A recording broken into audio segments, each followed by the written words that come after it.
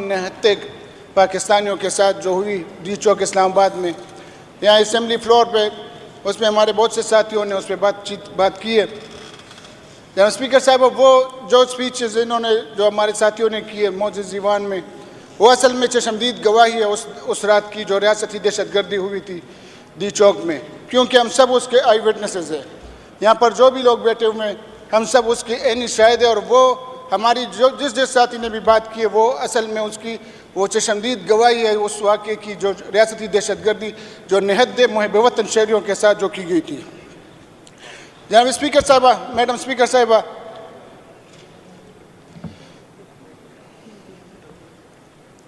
Madam speaker साहबा, 24 नवंबर 2024 को पाकिस्तान तहरीक इंसाफ के पुरअमन निहत्ते मुहिब वतन शहरी अपने कायद के कॉल पे डी चौक एहतजाज के लिए जा रहे थे।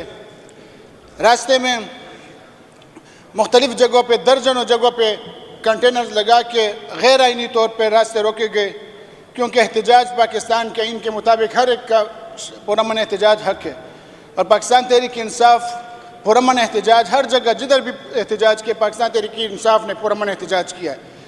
चाहे हम लाहौर गए, इस्लामाबाद में से पहले डी चौक गए, जिधर भी एहतजाज किया।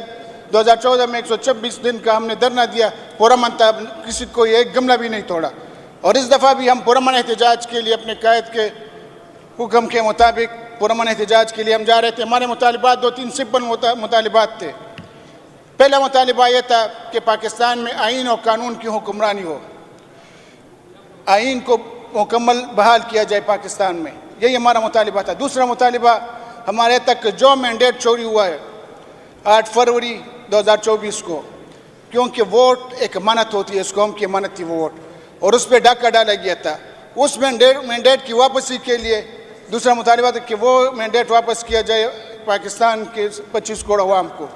तीसरा मुतालिबा यह था कि जो हमारे पाकिस्तान तहरीक इंसाफ के वर्कर्स और निहत्ते शहरियों को जो इन्होंने पाबंद सलासिल किए हुए जेलों में डाले हुए हैं, उनका गुनाह सिर्फ यह था कि पाकिस्तान में आइन की बहाली वो चाहते थे, इस मुल्क की हकीकी आज़ादी वो चाहते थे। वो हकीकी आज़ादी के फ्रीडम फाइटर्स है, उनको इन्होंने कैद किया हुआ है। उनका मुतालिबा था कि उन फ्रीडम फाइटर्स, हकीकी आज़ादी के वो जो फाइटर है उनको आज़ाद किया जाए।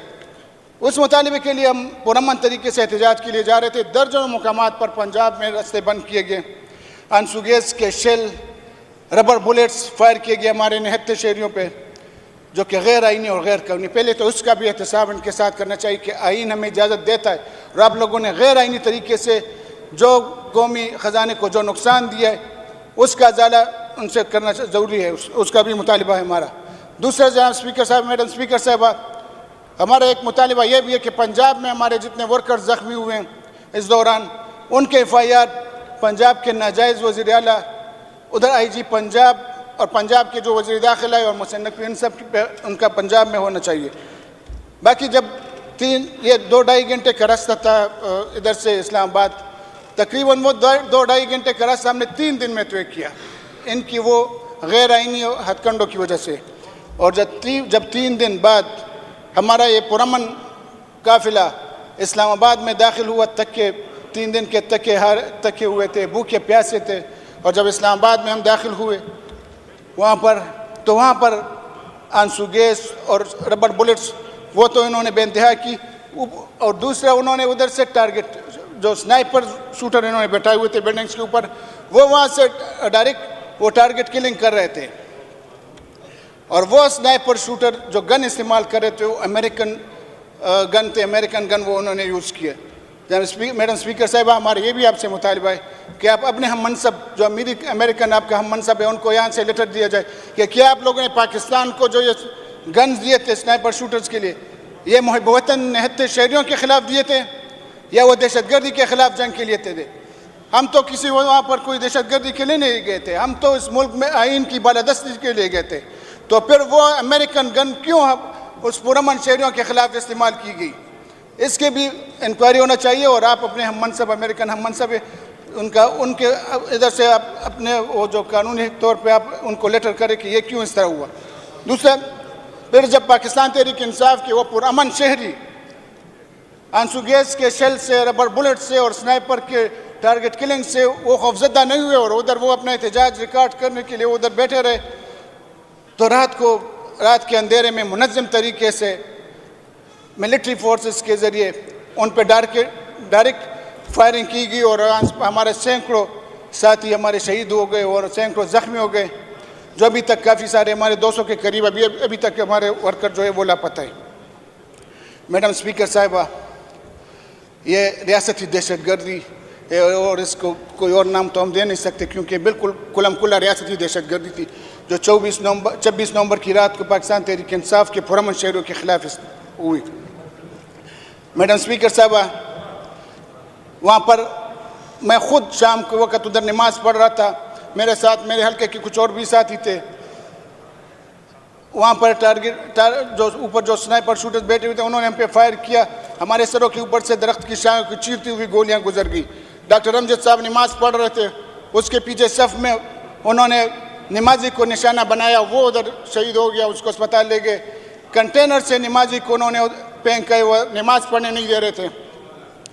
मैडम स्पीकर साहिबा, इमाम हम्बल रहमतुल्लाह अलैह का एक वाक़या मैं यहाँ पर बयान करना चाहूँगा।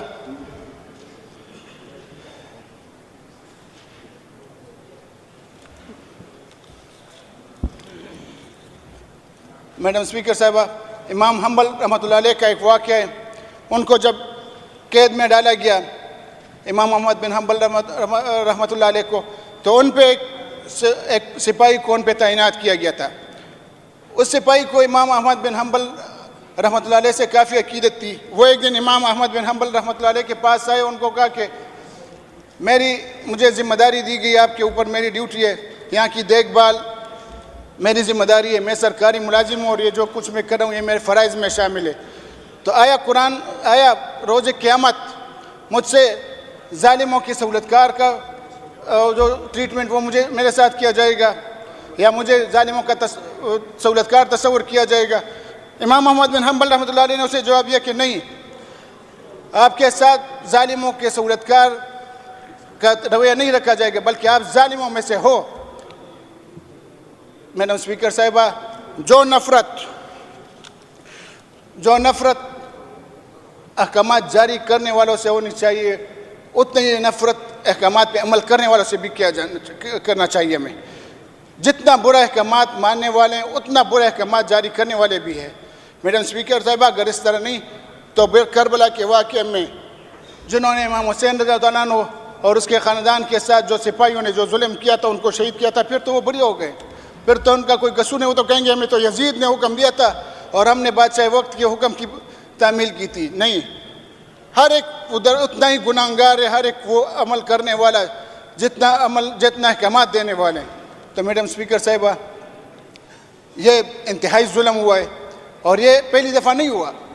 पाकिस्तान की तारीख़ 12 अगस्त 1948 को अभी पाकिस्तान का साल भी नहीं हुआ था, वहाँ पर निहत्ते पुरअमन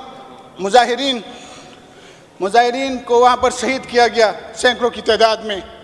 1971 का सानहा पाकिस्तान का सानहा हो, जुल्फ़िकार अली भुट्टो का अदालती कत्ल हो, आर्मी पब्लिक स्कूल का वाक़या हो, मॉडल टाउन में पुरअमन शहरियों की शहादत हो, या डी चौक बेनज़ीर भुट्टो की रावलपिंडी लियाकत बाग में बेनज़ीर भुट्टो की शहादत हो, डी चौक में पाकिस्तान तहरीक इंसाफ के 29 शहरियों की शहादत हो। पूरी कौम जान चुकी है कि इन सब के पीछे एक ही कुव्वत है और वो कुव्वत है हमारे मुल्क के जनरल्स। उन्होंने इस पाकिस्तान को हर दफ़ा उन्होंने डसा, इस शहरियों को हर दफ़ा पाकिस्तान को उन्होंने नुकसान दिया। मैडम स्पीकर साहिबा, ये जनरल डायर के पैरोकार,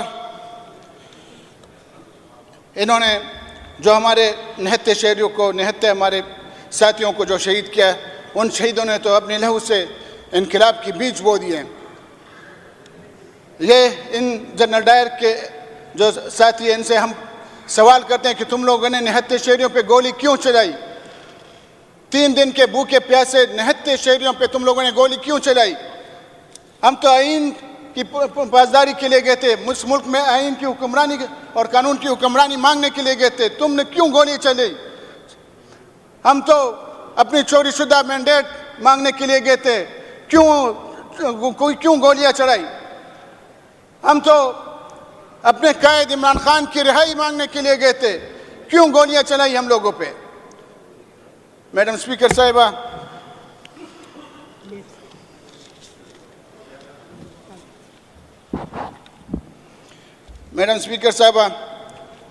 ये जुल्म बर्बरियत पहली दफ़ा नहीं हुई, पहले भी हुए और इंशाअल्लाह पाकिस्तानी कौम जान चुकी है। इंशाअल्लाह वक़्त करीब है इन लोगों का ख़ात्मा। हर दुनिया में मुख्तलिफ़ जगहों पे इस तरह जो गासिब क़ुव्वतें हैं उनका ख़ात्मा हो रहा है और इंशाअल्लाह इनका भी ख़ात्मा बहुत जल्द होगा। मैडम स्पीकर साहिबा, दूसरी वहाँ पर रेंजर्स कुछ एहलकार हलाक हुए थे, वो भी किसी गाड़ी वाले ने उसको कुछ लेते और गाड़ी वालों को पकड़ा गया, उसकी शनाख्त हो गई, ये कौन है, किस पार्टी से उनका ताल्लुक़ है, सारा कुछ उनके बयानात भी आ गए, गाड़ी भी पकड़ी गई, फिर भी उसका FIR इमरान खान पे हो रहा है। अजीब बात है, पाकिस्तान में कहीं कुत्ता भी मरता है तो उसका FIR वो बस डायरेक्ट इमरान खान पे करते हैं। ये भी बहुत ही वो घटिया हरकतें जो बेगुनाह गलत किस्म की कैसे इमरान खान पे ये लोग ला रहे हैं। मेरे स्पीकर साहिबा, इनका मोटो है ईमान तकवा जहाद। इनका ईमान और तकवा भी इसको हमने देख किया इस 77 सालों में और जहाद भी इनका देखा है। ईमान तकवा तो इनका है कि नमाजियों पे ये फायर करते हैं, नमाज के लिए तो वो बनी इसराइल के तो हमने देखे थे खबरों में कि वहाँ पर मस्जिदों में नमाजियों पे फायर करते हैं और हमारे दिल खून के आंसू रोते थे। इधर अभी ख़ुद पाकिस्तान में हमारे जो कलमा पढ़ने वाले हैं वो हमने देखे कि वो नमाजियों पे किस तरह गोलियां बरसा रहे हैं, नमाजियों को किस तरह नीचे फेंक रहे हैं कंटेनरों से। इनका ईमान और तकवा इनमें कुछ नहीं। और जहाद तो ये इसको तो हमने अपने बच्चों के मुँह के नवाले इनको खिलाए थे कि कश्मीर ही आज़ाद करें। कश्मीर तो ये आज़ाद नहीं कर सके, अपनी कौम को फतह करने के लिए निकले और इनको लिए जहाद का जब टाइम इनका आता है तो फिर इनके 90,000 फौजी इनके असला फेंकते हैं। 90,000, शर्म की बात है। अब भी इंडिया ने अपने अजायबघर इनके वर्दियों से सजाए हुए हैं, तो पाकिस्तानी 25 करोड़ आवाम के लिए शर्म का मुकाम है। मेरा स्पीकर साहिबा, इसके बाद इस्लामाबाद में जिन्होंने नस्ली तआस्सुब फैलाने की जो कोशिश की, पुश्तून वहाँ पर जो मजदूरी करने के लिए गए हुए हैं, वहाँ कहीं काम शाम कर रहे हैं, मेहनत मजदूरी कर रहे हैं, उनका कारोबार है, उन लोगों को उन्होंने तंग परेशान करना शुरू कर दिया। जिधर देखते हैं पुश्तून है उसको पकड़ते हैं और उसको जेलों में डालते हैं, उस FIRों में नामजद करते हैं। FIR भी दहशतगर्दी के, दहशतगर्दी तो रियासत ने की है, हम पुरअमन लोगों ने तो कोई दहशतगर्दी नहीं की। फिर जब उधर वो मजदूरी और काम के सिलसिले में गए, उन पर भी ये रियासती दहशतगर्दों ने उन पर भी दहशतगर्दी के दफात में उनको शामिल किया है। मैडम स्पीकर, हम इसकी पुरजोर मजम्मत करते हैं, उनको कहते हैं कि नस्ली तआस्सुब मत फैलाएं। पाकिस्तान तहरीक इंसाफ पाकिस्तान के इत्तेहाद और इत्तेफाक की बात करता है और हम एक यूनिट पाकिस्तान की मजबूती की बात करते हैं।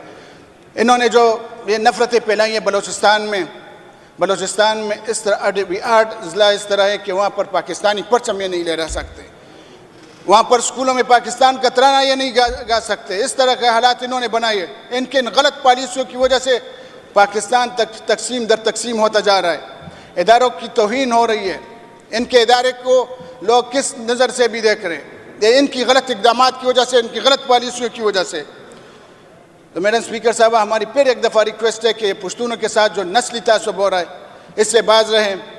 ये पुश्तूनों की जो हुकूक की जो अलमबरदार के नाम पे जो सियासत करे इस मुल्क में, वो उधर इस्लामाबाद में उनका लीडर बैठा हुए बलोचिस्तान के लोगों के हुकूक पे डाका डाल के सेनेटर बना हुए, वो उनके लिए आवाज़ नहीं उठा रहे, बल्कि वो उनके नाक के नीचे उधर पुश्तूनों के साथ जो हो रहा है वो उसके बारे में बयान ही नहीं दे रहे। वो ये बयान पुश्तूनों के मुतालिक, पुश्तूनों के साथ जो जुल्म उधर वो कर रहे हैं, पुश्तून मजदूरकारों के साथ, कारोबार वाले लोगों के साथ, ये तो उनको भी इस पर आवाज़ उठाना चाहिए। वो उनके साथ इत्तेहादी बैठा हुआ है और उनके बारे में बात ही नहीं कर रहा। तो मैडम स्पीकर साहिबा, मैं फिर रिक्वेस्ट कर रहा हूँ कि ये पुश्तूनों के साथ जो ज़्यादती कर रहे ये न किया जाए। पुश्तून एक गैरतमंद बहादुर कौम है। पाकिस्तान पुश्तूनों की तारीख़ बहादुरी से भरी पड़ी हुई है और इंशाअल्लाह ये जो जुल्म हुआ है इसका इंशाअल्लाह अल्लाह ताला इनसे इंतकाम लेगा। रब्बना ला तुआखिज़ना इन नसीना औ अख्ताना रब्बना वला तहमिल अलैना इसरन कमा हमलतहु अलज़ीना मिन क़ब्लिना रब्बना वला तुहम्मिलना मा ला ताक़त लना बिह वाअफ़ु अन्ना वाग़फ़िर लना वरहमना अंत मौलाना फंसुरना अलल कौमिल काफिरीन फंसुरना अलल कौमिल काफिरीन फंसुरना अलल कौमिल मुफसिदीन या रब्बुल आलमीन या रब्बुल अर्शिल अज़ीम। इमरान खान, इमरान खान, इमरान खान, पाकिस्तान पाइंदाबाद। थैंक यू जनाब अब्दुल सलाम साहब।